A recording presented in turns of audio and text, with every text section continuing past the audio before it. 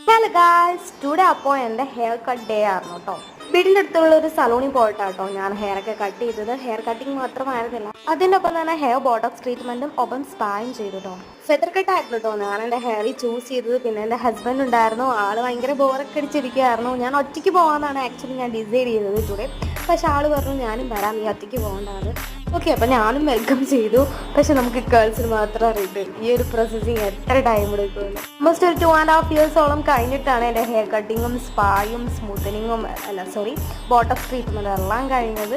അപ്പോൾ ഞാനും ടയർഡായി, ആളാണെങ്കിൽ കാത്തിരുന്ന് പോസ്റ്റ് അടിച്ചും ടയർഡായി. പക്ഷേ ഇനിയിപ്പോൾ ഫൈനൽ അടിപൊളിയായിരുന്നു കേട്ടോ ഗൈസ്. ഞാൻ ഓൾറെഡി കൺസിഡർ ചെയ്ത പോലെ തന്നെ അവർ നല്ല ഭംഗിയാക്കി തന്നു. അങ്ങനെ 2.5 ഇയേഴ്സിന് ശേഷം ഞാൻ എൻ്റെ ഹെയറൊക്കെ വെട്ടി സുന്ദരിയായി ഗൈസ്. വലിയ പ്ലാനോടെ പോയി ചെയ്തതല്ല കേട്ടോ, എങ്കിലും കുറേ നാളായിട്ട് മനസ്സിലുണ്ടായിരുന്ന ആഗ്രഹം വെട്ടണമെന്ന്.